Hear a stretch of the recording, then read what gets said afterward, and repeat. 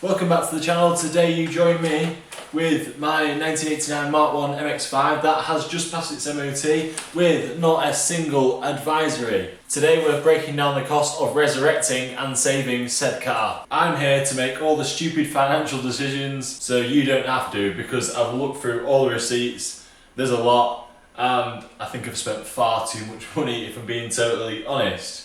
Right, let's get started. I purchased this car sight unseen off eBay. Yeah, rookie error. It was in the second lockdown of March 2021. You must stay at home. When the car rolled off the trailer, I was shocked. The car wasn't as described whatsoever. The previous owner had swapped the soft top for a completely knackered one that was completely unusable. He hadn't even bolted it in, it was left loose. The carpets were soaking wet like it had been sat outside with no roof on it for God knows how long. And I know he definitely swapped it because this car had only had 3 owners. And on the 1989 models, you're supposed to have gloss catches for the soft top release. These were the satin ones, which were 1990 to 97. He had also stolen the black original JDM stereo that was pictured in the adverts and swapped it for this absolutely awful silver one, which just didn't look right in the car at all. Anyway, let's break down the total cost of resurrection to get it on the road. Although a little bit ropey, the car was overall pretty solid. It just needed 2 front wings, which were bolt-on panels.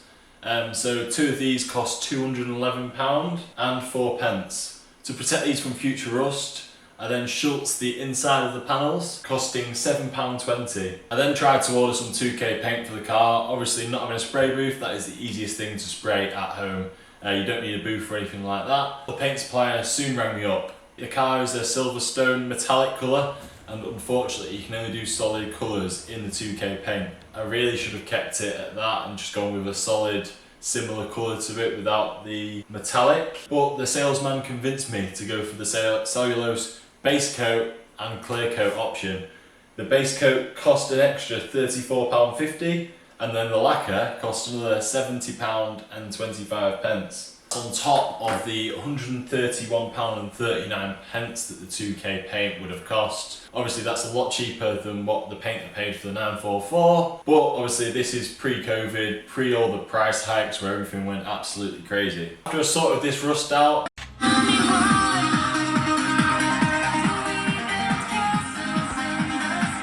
painted it, I then took it for a spin around the block thinking it'd just be time for a simple MOT. Obviously before that some of the brake calipers were seized, so I stripped them down, cleaned up the pistons, put them back together, hoping that it would pass an MOT. Anyway, I took it out and it drove like a bag of spanners. The steering was so baggy, I think all the bushes were completely knackered on it.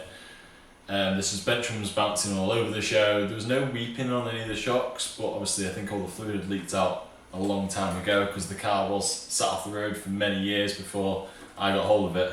So back to the garage it went. It required a rear poly bush kit for £77.20, rear shocks and wheel bearing at £117 and 6 pence, camber bolts for £26 and 60 pence because obviously it's an old car and they sheared as soon as they even put a spanner to them.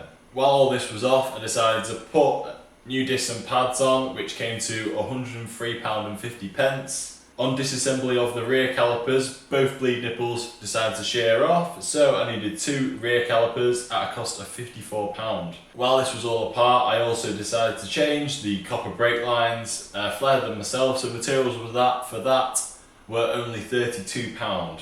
After all this work, I decided to go all out and splash out on some new tyres. I thought the car deserved it at this point. I went for 4 Hankook tyres costing £240. As well as that, the car also had a driver's side window regulator for £77 and 20 pence, a cam belt for £31 and 20 pence, a soft top because the original one that was on the car was completely knackered. I know it's not original to the car. That was £226 and 95 pence. It needed a new radiator, which was £61 and 50 pence. Other miscellaneous bits cost £58 and 24 pence, and a self-service was £30 and 45 pence. The car was then MOT'd and on the road in March of 2022 with a £55 MOT. So yeah, the total to get it on the road initially was £1,727 and 68 pence. That doesn't include the purchase price of £750, and it doesn't include the price of towing it from Nottingham to myself, which was £200 as well. So all in all, to get the car initially on the road was £2,677.68. Yeah, very expensive. I probably could have brought a nice running car for that, but these MX5s aren't really worth that much. Yeah, but it wasn't smooth sailing, and from there, as I was driving it, the front suspension soon started to go baggy. Obviously I'd just redone the rear. So I then had to splash out on, just after the MOT, on track rod ends costing £27.94, a front poly bush set for £69.95, front shocks for £60.98, upper wishbone bolts for £23.87, ball joints for the front for £30.49, coolant hoses, because we started getting more leaks from the system, costing £89.73, and then shock bolts for the bottom, which obviously you only saw me fit in the last video because they came a bit later on, were £15. Surplus to this, I also had emission problems with the car doing 17 mpg. To sort that, I fitted a new ECU temp sensor for £11.50, the O2 sensor for £44.94, the TPS sensor, which I can't find a receipt for, I think they're roughly £20. I then sent the car for another MOT in April of 2023, where it had an advisory on the worn bush pin. The MOT took a little bit longer that time. I think the guy was messing around with it a little bit, so he charged me £70. Yeah, not too bad. To sort out that advisory, I had to change the anti-roll bar bush. I couldn't find any of them in poly, so I had to use the standard rubber item, which cost only £9.24. I was also told I needed a fastening kit because the liners in the arches were loose, and that cost £22.19. In addition to this, the alternator also failed last year, leaving me stranded on the motorway. Right, it's not going well again. I broke down on the slip road of the motorway. I decided to try and limp it home, but yeah, I ran out of electricity. Luckily there was a nice man there who helped me push myself up the slip road. And yeah, just waiting for the RAC to arrive now. Luckily I have RAC cover, but the new alternator costs £119.99. In a previous video you will have seen me service the car with new oil and filter, costing me £35.20. The front 30mm lowering airbag springs also came to £146.64. Now, the April 2024 MOT has just passed, and yes, no advisories this time round. And yet, even though I picked the car up, I'm yet to speak to the MOT man, so I don't know how much I owe him, and I don't know if we've had any issues there. I will be paying him when the Porsche 944 is done, but I think he had a few issues with that. So, but yeah, we'll get to that another time.